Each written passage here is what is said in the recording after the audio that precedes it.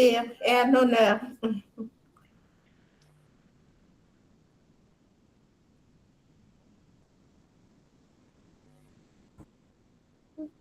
L'enregistrement est lancé, chers collègues. D'accord. Mesdames et messieurs, bonsoir. C'est un réel plaisir que nous ouvrons cette séance de soutenance de mémoire en vue de l'obtention du grade de licence de la faculté de droit, d'économie et de gestion à l'Institut universitaire des sciences, IES. Donc, je souhaite la bienvenue aux membres du jury, aux enseignants, aux familles, aux invités, ainsi à toutes les personnes présentes pour accompagner les candidats. Donc, j'ai l'honneur de présider ce jury composé de Dr Fred Selimène comme rapporteur, Dr Christophe Providence, directeur de mémoire, et moi-même, Ismaël Saint-Amon, président du jury. Nous sommes réunis aujourd'hui pour entendre la soutenance de mémoire réalisée par Madame Nelly Dorelis et Madame Judeline Chéry, intitulée Conception d'un incubateur universitaire du projet ICTEC autour d'une plateforme scolaire. Donc, mesdames, vous avez 10 minutes pour la présentation de votre mémoire. Sans plus tarder, je vous invite à prendre la parole. Merci, Monsieur le Président, de nous avoir accordé la parole. Monsieur le Président, honorables membres du jury, chers enseignants, chers invités, bonsoir. C'est avec un profond respect et un grand honneur que ma collègue Judeline Chéry et moi, nous nous présentons devant vous afin de vous exposer les principaux éléments de notre mémoire de licence en gouvernance publique, à savoir la problématique, les objectifs et les hypothèses de recherche, la méthodologie adoptée, les principaux résultats obtenus, ainsi que nos recommandations réalisées à l'Institut universitaire des sciences sous la direction du Dr Christophe Providence. Avant de poursuivre, nous tenons à vous remercier pour le temps consacré à l'évaluation de notre travail de recherche et pour votre présence aujourd'hui. Notre mémoire intitulée « Conception d'un incubateur de projet EdTech autour d'une plateforme scolaire ». Mesdames, Messieurs, le choix de ce sujet découle des réalités observées dans les établissements scolaires de la commune de Jacmel, où la gestion administrative et pédagogique demeure largement manuelle. Les inscriptions, la gestion des notes, le suivi des absences, l'archivage des dossiers et la production des documents administratifs sont encore effectués à l'aide de registres papier ou d'outils peu adaptés. Cette situation entraîne des retards dans le traitement de l'information, augmente les risques d'erreurs et de perte de données et limite l'efficacité du suivi des élèves ainsi que de la prise de décision administrative. Elle affecte également la qualité des services offerts aux enseignants, aux élèves et aux parents. Bien que les responsables scolaires manifestent un intérêt pour les solutions numériques, plusieurs obstacles subsistent, notamment l'absence d'outils adaptés au contexte local, le manque d'accompagnement technique et l'insuffisance des structures favorisant l'innovation éducative. Par ailleurs, l'Institut universitaire des sciences dispose d'un potentiel important en matière de compétences et de créativité étudiante. Toutefois, en l'absence d'un dispositif d'accompagnement, de nombreuses initiatives restent au stade de projet académique. À l'échelle internationale, les incubateurs universitaires ont démontré leur capacité à soutenir l'innovation et l'entrepreneuriat étudiant tout en rapprochant l'université des besoins de la société. Dans cette perspective, la création d'un incubateur universitaire spécialisé en EdTech apparaît comme une solution pertinente pour accompagner les projets innovants et favoriser le développement d'une plateforme de gestion adaptée aux besoins des établissements de Jacmel. Cette réflexion nous a conduites à formuler la problématique suivante. Comment concevoir un incubateur universitaire de projet EdTech à l'Institut universitaire des sciences en s'appuyant sur une plateforme scolaire adaptée au contexte de Jacmel? Pour répondre à cette interrogation, nous avons fixé comme objectif général de proposer un modèle d'incubateur universitaire EdTech adapté au contexte de l'Institut universitaire des sciences afin de promouvoir l'innovation, de soutenir l'entrepreneuriat étudiant et de contribuer à la transformation numérique de la gestion scolaire. Plus spécifiquement, il s'agit d'analyser les conditions organisationnelles, institutionnelles et technologiques nécessaires à la création d'un incubateur universitaire, d'identifier les besoins des différents acteurs en matière de gestion scolaire et de proposer un modèle capable d'accompagner le développement d'une plateforme scolaire répondant aux réalités des établissements de Jacmel. Notre hypothèse en général repose sur l'idée que la pérennité d'un incubateur universitaire EdTech dépend principalement de son ancrage institutionnel, de son adaptation aux réalités locales et de la qualité de l'accompagnement offert aux étudiants porteurs de projets. Deux sous-hypothèses complètent cette réflexion. La première considère que l'ancrage institutionnel favorise l'appropriation de l'incubateur par les acteurs universitaires. La seconde suppose que l'adaptation des outils technologiques aux réalités locales facilite leur adoption par les établissements scolaires. Afin de répondre à notre problématique et de vérifier nos hypothèses, nous avons adopté une approche qualitative à visée exploratoire. Cette approche nous a permis de mieux comprendre les besoins et les attentes, ainsi que les perceptions des différents acteurs concernés par la transformation numérique de l'éducation dans la commune de Jacmel. Notre recherche s'est appuyée sur une étude de cas réalisée à l'Institut universitaire des sciences, qui constitue le principal cadre de cette étude. La population étudiée était composée de responsables universitaires, d'enseignants, d'étudiants intéressés par l'innovation ainsi que des responsables d'établissements scolaires. Un échantillonnage raisonné a été retenu et a permis de sélectionner 11 participants en fonction de leur expérience et de leur implication dans les domaines de gouvernance scolaire, du numérique et de l'entrepreneuriat. Pour la collecte des données, deux principaux outils ont été mobilisés. D'une part, l'analyse documentaire a permis d'examiner des ouvrages scientifiques, des articles, des rapports institutionnels et des documents officiels portant sur la technologie éducative EdTech, les incubateurs universitaires et la gouvernance scolaire. D'autre part, des entretiens semi-directifs ont été réalisés afin de recueillir les opinions et les expériences des propositions de différents acteurs de l'analyse thématique. Les données recueillies relèvent trois grands axes des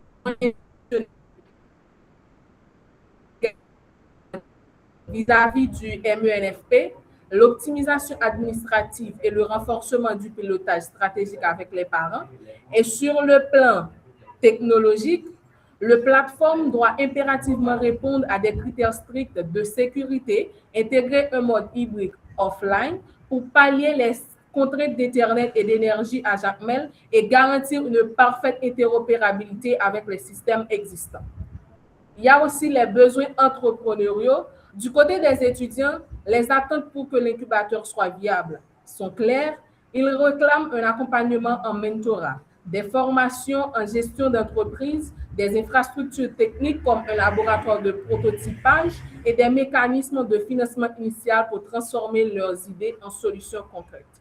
Et pour garantir la viabilité et la pérennité de notre modèle, nous structurons notre recommandation autour de trois axes stratégiques majeurs. Premièrement, il y a la viabilisation financière, un modèle d'affaires qui doit se reposer sur une approche ASA adaptée aux réalités locales avec une tarification forfaitaire minime intégrée directement dans les frais de fonctionnement des écoles. La responsabilité de cette gestion revient conjointement aux directions de l'école et au comité mixte. Deuxièmement, une gouvernance participative où il est indispensable de créer un conseil de gestion mixte réunissant l'IUS et les écoles partenaires de Jacmel. Ce conseil, sous la responsabilité de la direction de l'IUS et des directeurs d'école, aura pour mission de superviser le déploiement et d'auditer l'efficacité de la plateforme. Troisièmement, il y a le cadre réglementaire. La sécurité des données est notre priorité et nous préconisons une gestion hiérarchisée des acteurs, le protocole RBAC, renforcé par des audits périodiques et le sauvegardage automatique sous la supervision des administrateurs techniques de l'incubateur. Justement, pour que ces recommandations deviennent une réalité sur le terrain à Jacmel, nous avons identifié 3 conditions fondamentales. Sur le plan organisationnel, il est impératif de restructurer les flux administratifs actuels des écoles, d'accompagner le corps professoral dans ce changement et de mettre en place une cellule de pilotage interne pour suivre l'évolution. Sur le plan technologique, nous devons doter les structures en équipes adaptées. C'est ici que notre architecture réseau hybride prend tout son sens en fonction et en mode déconnecté offline, renforcée par une résilience énergétique solaire pour pallier les coupures des courants locaux.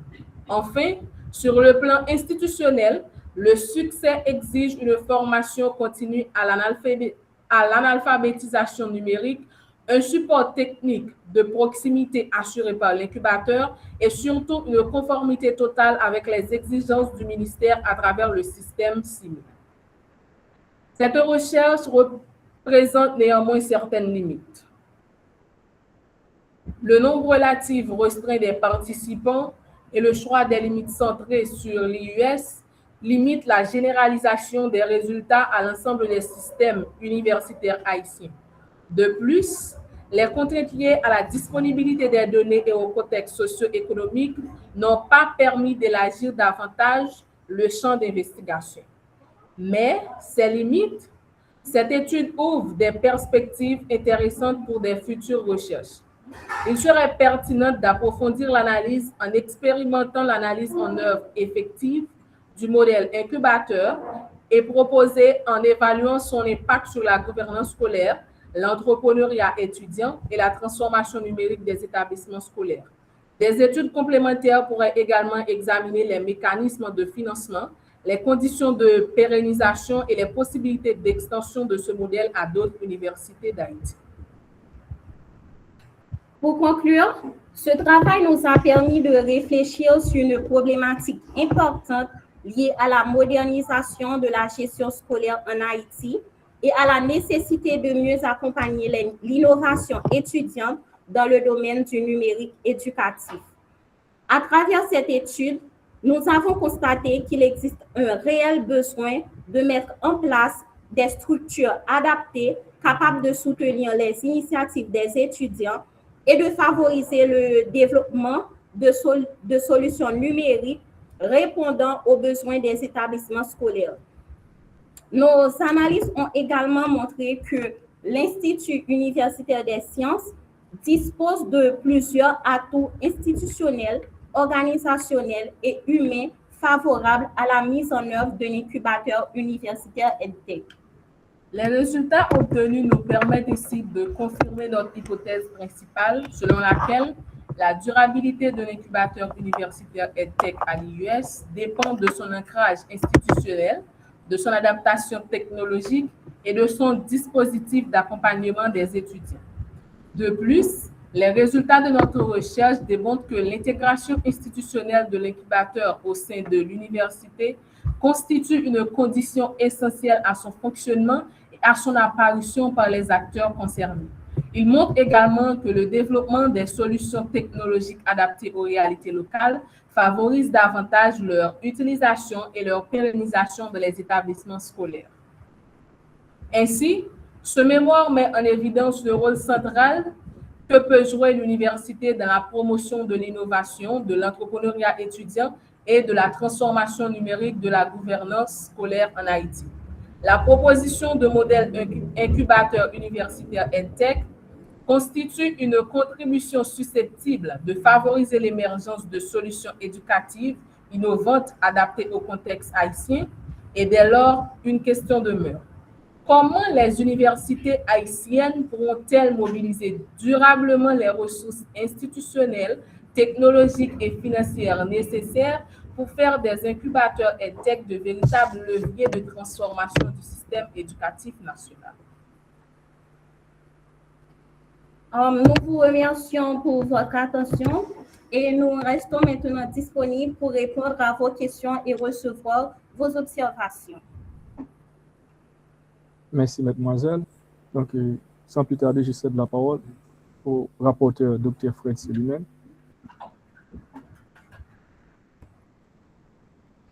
Merci, Monsieur le Président. Bonjour à tous. Merci aux étudiantes qui ont exposé leur travail. Je trouve que c'est un exposé tout à fait bien rodé. Et elles ont travaillé parce que on n'arrive pas à de bons résultats sans travail, sans entraînement, sans effort. Et l'entraînement, tout ça, c'est pas que pour les sportifs. C'est vrai aussi pour les intellectuels. Donc, elles ont pris ça au sérieux, visiblement. En les regardant, elles ont compris qu'il y a une note pour la présentation, pas seulement la présentation du travail, mais leur présentation, à tout point de vue. Et je crois que c'est réussi. D'accord? Merci à elles pour tout ça. Alors, l'oral, vraiment, a été parfait. Moi j'ai trouvé leur exposé tout à fait parfait. Et la présentation même avec leur diapo, tout ça, c'est leur flyer, pas flyer, leur slide, pardon, avec leur slide et tout. J'ai trouvé ça très bien fait. Et je les remercie, je les félicite. Alors, concernant le document lui-même, enfin, il faut dire aussi parmi les bonnes choses que les références sont présentes. Les références sont présentes et elles se sont appuyées sur des références qui parlent à quelqu'un qui se préoccupe du management des institutions. Je trouve ça très bien. Et alors seulement dans la présentation, les étudiantes, Nerline et Judeline, qui s'expriment très bien à l'oral, très bien. Je les félicite de nouveau, très bien. Mais je trouve qu'elles ont pris quelques libertés avec le document. Déjà, la page de garde du document, c'est pas celui qu'on vous a déposé dans Classroom. Il faut prendre exactement celui qui est dans Classroom et que vous respectiez les règles. D'accord? Ensuite, vous avez la fâcheuse habitude de mettre des paragraphes dans l'introduction, des paragraphes dans les conclusions. Les paragraphes n'existent pas dans ça. Ce sont juste des textes. Et si vous voulez passer à la ligne pour passer à une autre idée, vous faites un autre paragraphe et vous émettez une autre idée, mais pas de chapitre, ni dans une conclusion, ni dans une introduction. Ça ne sert à rien. Et il y a suffisamment de mots de transition, de groupes de mots de transition qui permettent au lecteur de voir que vous avez terminé avec une idée et vous passez à une autre idée. D'accord? Donc, il faut prendre cette habitude d'abandonner les paragraphes à mettre dans des conclusions et dans des introductions. Ensuite, j'ai trouvé que l'introduction est un peu longue.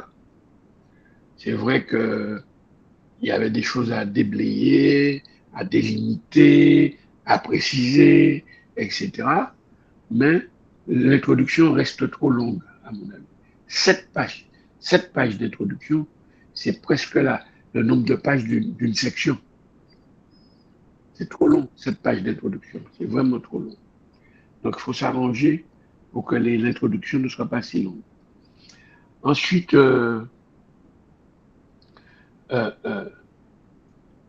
voulais poser des questions. On voit bien que les deux étudiantes ont mené leur enquête, ont délimité leurs problématiques à leur manière, mais je voulais leur dire qu'il y a une confusion quand même pour le lecteur. Moi, je suis de l'IUS, je sais ce que vous avez fait. Je sais dans quel cadre vous avez fait votre travail, si bien que je suis déjà informé. Mais prenons un lecteur quelconque. Un lecteur qui prend votre travail, il lit quelque part que vous travaillez sur des solutions numériques, éducatives, adaptées aux établissements scolaires de Jacmel. Déjà, limiter votre travail à Jacmel, c'est bien, mais dans le cadre de votre méthodologie, de votre analyse, mais ce thème-là, c'est un thème beaucoup plus large que Jacmel. Donc, il fallait un peu préciser les choses autrement. Mais en même temps, quand vous dites que c'est les établissements scolaires de Jacmel, vous dites que, que la transformation numérique du système éducatif haïtien et par la transformation par la nécessité de promouvoir l'innovation ainsi que l'entrepreneuriat des étudiants dans les établissements d'enseignement supérieur. Donc le lecteur se dit, mais on travaille sur quoi? On travaille sur les établissements scolaires ou on travaille sur les établissements d'enseignement supérieur? Il n'y a pas une explication suffisamment franche, nette, qui permette au lecteur de dire on se sert du numérique, de la transformation numérique de l'enseignement supérieur en vue de transformer, en vue de trouver des solutions numériques pour les établissements scolaires. Le lecteur ne le voit pas comme ça. Moi, je me suis mis à la place de lecteur qui ne sait pas sur quoi vous avez travaillé, que vous avez fait votre stage. Je sais tout ça. Hein. Ne croyez pas que je ne sais pas tout ça. Vous le savez fort bien puisque je faisais la réunion hebdomadaire avec vous. Je me mets à la place du lecteur. Parce que quand on n'écrit pas pour soi, on n'écrit pas pour ses amis, on n'écrit pas pour les gens qui connaissent votre vie, on écrit pour un lecteur. Mais le lecteur peut être n'importe qui. Le lecteur peut être n'importe qui. Donc quand il vous lit, il doit être accompagné pour qu'il comprenne ce qu'il lit. Parce que votre travail, comme vous le savez, il sera déposé dans la bibliothèque numérique de l'IUS. Donc s'il est dans la bibliothèque, n'importe qui, même un Chinois, un Russe, un Américain, pourra tomber sur votre travail. D'où l'importance du soin. On a l'air d'être des vieux cons qui vous embêtent à faire attention à ce que vous faites. C'est pour votre propre image déjà. C'est vrai que c'est pour notre image aussi, il faut le dire. Parce que l'IUS n'a pas du tout intérêt à ce que les travaux des étudiants soient ridiculisés, soient maltraités ou méprisés. Pas du tout. On doit dire la vérité, on vous doit la vérité. C'est aussi pour notre propre image. Mais vous, les auteurs, vous êtes en première ligne. Donc, faites attention, y compris sur les relectures, les coquilles. Hein, faites attention à toutes ces petites choses-là. Prenez du temps, relisez, vous avez, surtout que ce n'est pas un document de plusieurs centaines de pages. C'est un document de 60 pages. Donc, vous avez tout à fait l'opportunité de faire le nécessaire, un document comme ça qui a, alors je dis 60 pages, 80 pages, si on prend tout. Mais si on vous enlevez les abréviations, vous enlevez la table des matières, vous enlevez les annexes, vous tombez sur un document de 60 pages. Un document de 60 pages, stylo en main, 2 heures après, il ne doit pas exister une seule coquille, une seule faute. Bon. Ceci me conduit à vous poser 2 questions, hein, peut-être plus ça dépend, mais bon, j'allais vous demander que retenez-vous, puisque vous avez fait ce travail dans le cadre de stage, que retenez-vous de votre expérience, d'une part, de votre stage sur ce thème, mais d'autre part, de votre participation à ce projet d'innovation, qui est votre première expérience, je pense, mais vous allez me dire le contraire. Que retenez-vous de cette expérience pour vous? Qu'est-ce que ça vous a apporté? Deuxième question, vous avez fait une sorte d'enquête, vous avez vu les gens, vous êtes entretenu, vous avez parlé avec eux. Au-delà du document que vous avez rendu, comment vous percevez la sensibilité des chefs d'établissement ou des cadres de l'établissement sur ce projet qu'on leur porte, passer au numérique. Messieurs et dames, passer au numérique. Voilà, vous avez l'opportunité de passer au numérique. Nous sommes là. Nous sommes les soldats de la fameuse transformation numérique dont vous avez parlé à l'instant ici, là. Donc, de façon presque intime, comment vous les avez ressentis?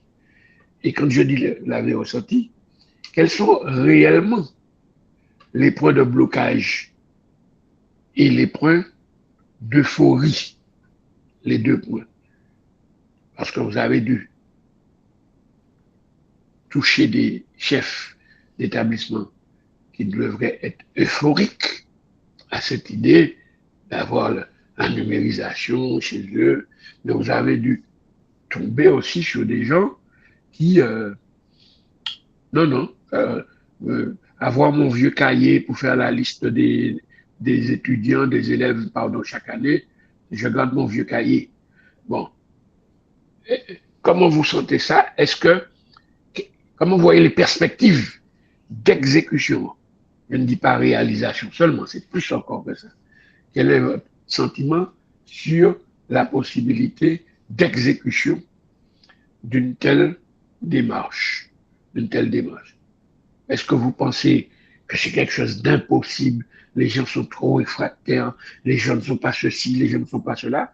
Ou est-ce que c'est à vous de me dire, au-delà du travail de l'enquête et tout, parce qu'il y a des choses, quand on discute avec les gens, il y a des sentiments que vous ne pouvez pas retranscrire. Mais vous pouvez le retranscrire. Vous pouvez nous le dire.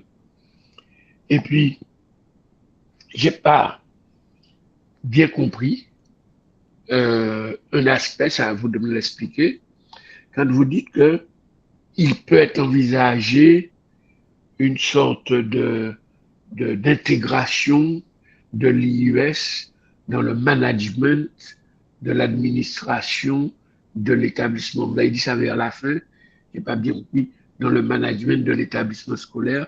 Je pense qu'il y a une confusion là. Si vous pouvez bien clarifier quel est le rôle, si jamais on avançait et il y avait 1, 2, 3, 4, on ne dit pas tous les établissements, mais s'il y avait 1, 2, 3, 4, quel serait, à votre avis, quel serait le rôle idéal de l'IUS dans cette perspective? Bon, pour l'instant, il y avait encore 2 questions, mais pour l'instant, je m'arrête là, Monsieur le Président, et puis on verra bien en fonction des réponses. Merci, Monsieur le rapporteur. Donc, avant de vous permettre de répondre aux questions, j'aimerais poser une question aussi. Comment envisagez-vous le financement durable de cet incubateur? Je reprends. Comment envisagez-vous le financement durable de cet incubateur? Donc, à vous, mademoiselle, la parole est à vous.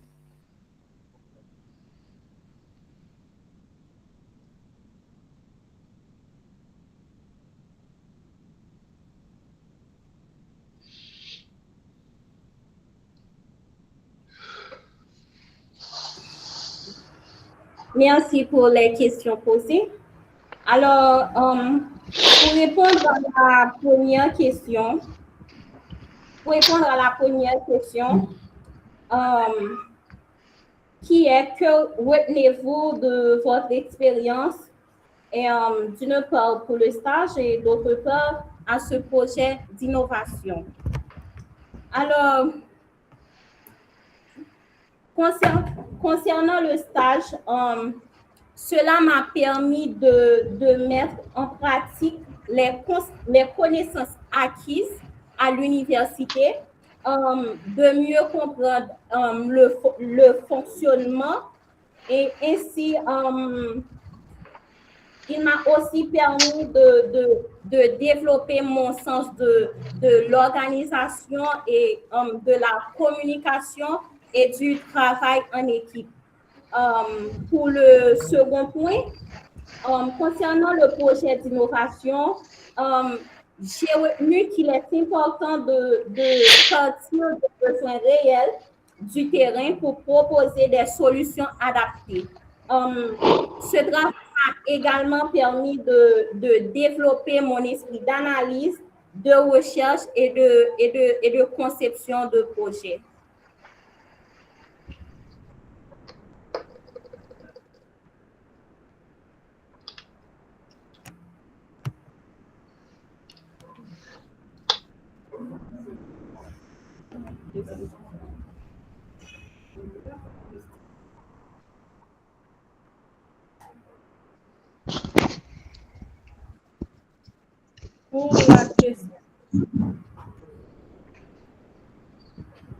Pour la question qui concerne l'intégration de l'IUS dans le management des établissements scolaires,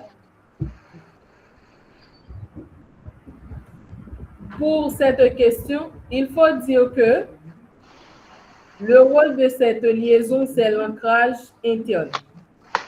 Au sein du comité de gestion de pilotage de l'incubateur, le représentant UIS joue un rôle de pivot dans la stratégie institutionnelle. Cette personne sera le garant d'alignement du projet avec la vision de l'université, tout en assurant la liaison entre le monde académique et l'écosystème entrepreneurial. Et il faut donc l'IUS, excuse-moi, donc l'IUS interviendrait dans le pilotage, pas dans le management de l'établissement. Oui, c'est le rôle de pivot dans la stratégie pour le comité. Non, c'est pour que je sois sûr que vous compreniez bien le rôle des acteurs. Hein? Il y a l'IUS, il y a l'établissement scolaire et il y a notre représentant qui travaille avec eux, si vous voulez. Mais est-ce que l'IUS intervient dans le management de l'établissement? Je vais voir si vous comprenez bien ce qu'il y a dans le projet.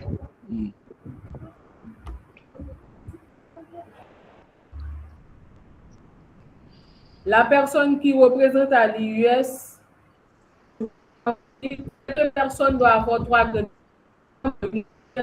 alignement académique, c'est-à-dire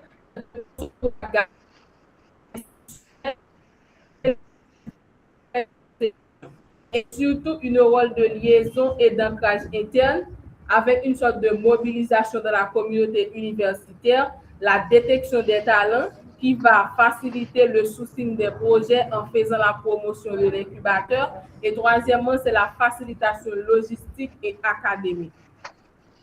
Et dans cette partie, on voit la gestion des ressources de l'institution, suivi administratif et budgétaire. Merci. Je n'ai pas de réponse sur votre ressenti après avoir discuté avec chaque directeur ou chaque cadre dans votre exercice. Vous ne m'avez pas donné la réponse. Comment vous personnellement?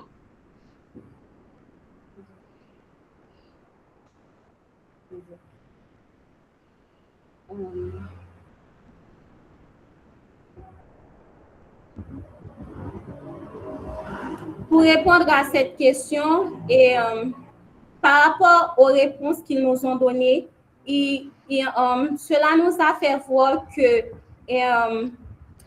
je parle pas du mémoire, hein. Je parle de votre ressenti ce qui est difficile à écrire dans un tableau. Hein. Je parle de votre ressenti, je ne parle pas du mémoire. Alors, cette expérience nous a permis d'acquérir plusieurs points qui doivent être mis en évidence. Par exemple, c'est pas ça ma question. C'est pas ça ma question. Quel est votre ressenti quand vous avez parlé à tout ce monde et comment ils ont réagi par rapport à ce projet, à cette idée, votre ressenti? Ah, ok. Merci pour la précision. Alors, nous avons vu que ce projet que nous avons mis sur table, et ils nous ont montré que c'est un projet innovant et qui peut être réalisé si on tient compte des points C'est toujours pas ça ma question. Comment ils ont ressenti?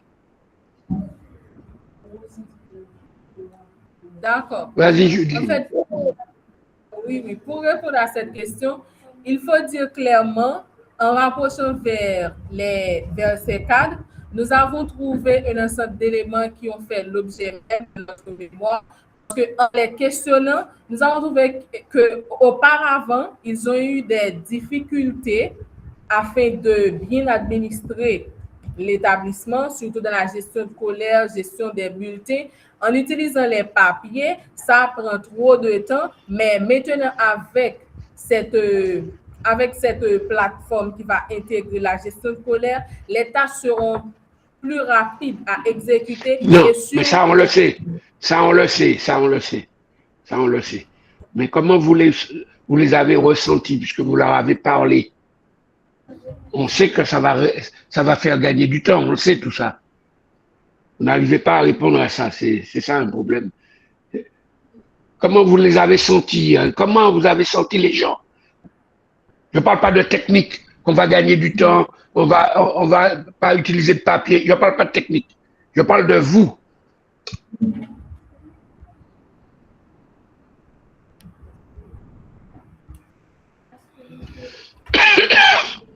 Bon, vous ne pouvez pas. Monsieur le Président, peut-être que... Oui, tu veux dire quelque chose? En fait, pour cette question, une seule question à trois volets. Premièrement, vous avez dit comment vous ressentez la sensibilisation au niveau du cadre scolaire ainsi que les responsables, point de blocage. Non. Oui. Oui, alors vas-y, continue. Les points de blocage et le niveau d'exécution. C'était ça la question. Non, c'est pas ça la question.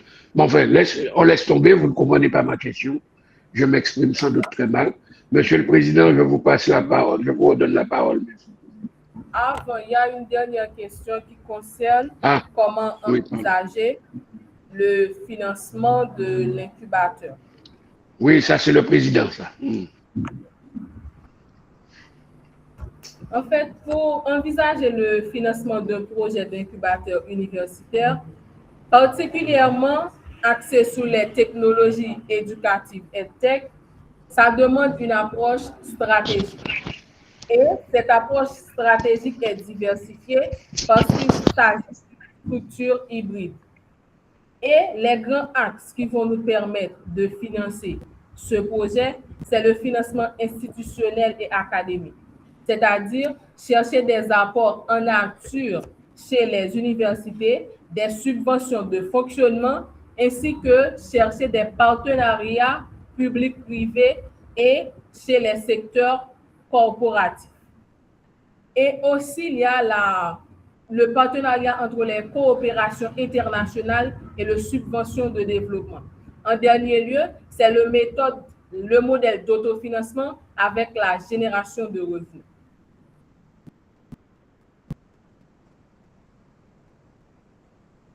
Ok, merci beaucoup. Donc, pour ne pas perdre beaucoup de temps, je fais place au directeur de mémoire, Dr. Christophe Providence. Merci, Monsieur le Président. Je remercie mes collègues du jury. Merci au Dr. Fred Selimène pour ses remarques. Et je tiens à féliciter mes étudiantes d'abord pour l'exposé. Je trouve que même si on doit gérer le temps, je trouve que ça a été fait selon les règles. Et l'essentiel a été dit pour aider à la compréhension du texte. Merci pour le texte également, même si effectivement vous avez pris beaucoup de liberté. Par exemple, au niveau de l'introduction, j'avais clairement dit de resserrer les choses de manière à ce que l'on va de manière claire et précise, qu'on puisse comprendre ce qu'on veut faire et faire ressortir les éléments. Donc, même dans le canevas, et les dernières remarques que j'avais formulées, heureusement par écrit, montrent clairement que j'ai demandé à ce qu'on prenne en compte, que vous preniez en compte ces aspects-là. Et c'est dommage parce qu'effectivement, il y a des éléments fondamentaux dans le texte qui méritent vraiment l'admiration, mais il y a des confusions que je comprends puisque c'est le 19 juin et vous avez reçu finalement mes dernières remarques et j'ai l'impression que vous avez été juste à l'essentiel pour pouvoir déposer le travail. Bon, ça veut dire qu'on va devoir se remettre au travail, mesdames, pour vraiment relire, corriger, nettoyer et veiller au respect strict ou à la mise en conformité avec le canevas de l'IUS. D'accord? Donc, je compte sur vous et je serai là tout naturellement. Je vous invite à non seulement prendre en compte les remarques du rapporteur, mais à retourner dans mes dernières observations avant le dépôt, puisque vous n'avez pas su prendre en compte tout ce que je vous avais demandé de faire. Maintenant, il y a une confusion que j'aimerais bien clarifier, et la confusion est dans le texte, effectivement, mais il faudrait clarifier ça pour tout le monde. Le projet, cette recherche porte sur la mise en place d'un incubateur de projet à l'IUS. Moi, je n'ai pas compris pourquoi les étudiants ont voulu parler dans n'importe quel établissement la mise en place d'un incubateur. Ce n'était pas ça l'objectif de l'étude. Et j'avais fait des remarques pour dire de montrer clairement comment la mise en place de l'incubateur va prendre sa pertinence dans le lancement d'un premier projet, qui est le projet visant à doter les établissements d'enseignement, alors les écoles, d'une solution digitale. Mais, donc voilà, donc c'est pour ça qu'elles ont eu raison d'aller collecter des données auprès de cette population-là, auprès des acteurs concernés, afin de voir, dans le cadre de la mise en place de l'incubateur, à partir de ce premier projet, comment cette solution-là doit être pensée et se matérialiser. Donc voilà, donc je pense que pour ces éléments de confusion, on va pouvoir travailler là-dessus pour clarifier les choses et permettre à ce que la version finale puisse respecter les normes. Mais je reconnais l'effort des étudiantes. Elles ont vraiment fait un travail intéressant, y compris en matière de collecte de données. Il y a des données intéressantes, mais faute de temps, j'imagine, puisque j'ai fait des remarques pour qu'elles puissent prendre en compte et insister sur certains aspects. Bon, en 19, elles voulaient déposer pour ne pas rater, voilà, donc elles n'ont pas pu rapidement prendre tout ça encore. J'aurais une question pour qu'elles puissent expliquer au moins à l'assistance les choses. Alors, dans le travail, vous affirmez que la durabilité de l'incubateur dépend de l'ancrage ou de son ancrage institutionnel, également de l'adaptation technologique et de l'accompagnement entrepreneurial. Est-ce que vous pouvez nous dire parmi ces trois facteurs, les trois facteurs, je reprends les facteurs, ancrage institutionnel, adaptation technologique et accompagnement entrepreneurial, lequel de ces facteurs vous paraît le plus décisif dans le contexte de Jacmel et il faut justifier votre réponse. Et ce serait bien de... Parce que vous avez posé les trois éléments. Quel serait l'élément, on va dire, de base sur lesquels les autres éléments pourraient se greffer pour véritablement que l'incubateur puisse être utile. Je ne sais pas si vous avez bien écouté la question. Merci, Monsieur le Président. Je m'arrête là. Et encore félicitations puisque c'est un travail intéressant. Et on va voir comment préciser les choses pour éviter toute confusion. Merci.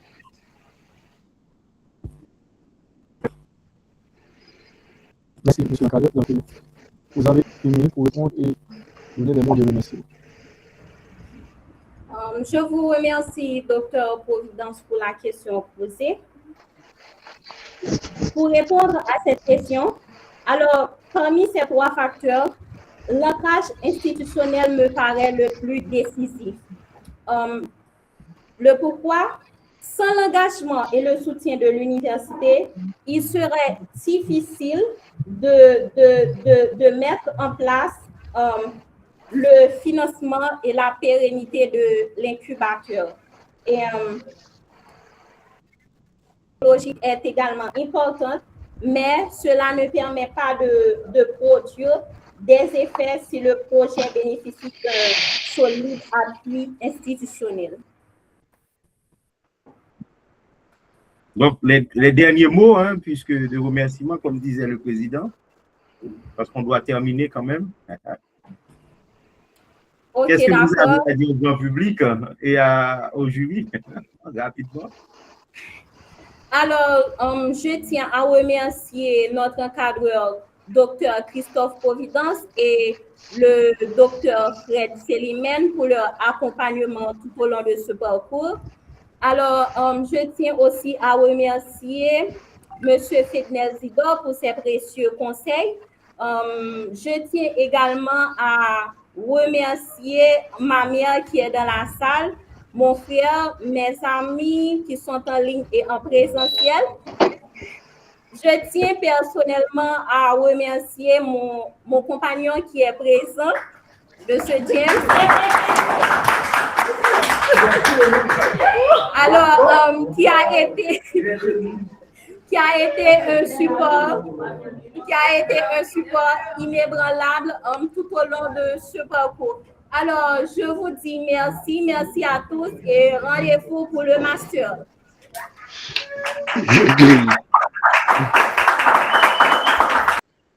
Ce serait bien de dire, nous tenons à remercier tout le monde. Et là, ta camarade serait incluse dans ça. Mais bon. Voilà. Non, Judeline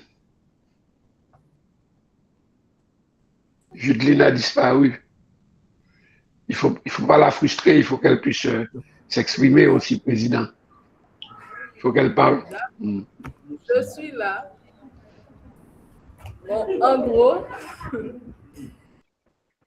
Ton compagnon.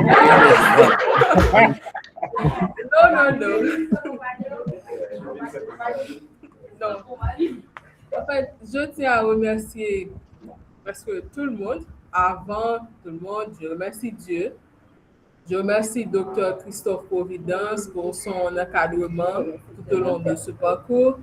Dr. Selimène dans le stage surtout, malgré les moments difficiles, mais il était là avec nous, sans fatiguer, sans lâcher, même dans la nuit.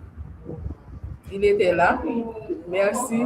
Remerciement spécial à vous, Dr. Selimène. Merci aussi à les différents stagiaires qui étaient là avec moi durant les 3 mois. C'était un moment vraiment, vraiment agréable. et j'ai appris beaucoup de choses, j'ai développé beaucoup de compétences. Merci beaucoup, merci à l'IUS, merci à tout le monde, merci à l'assistance et rendez-vous pour master accompagné de mon compagnon.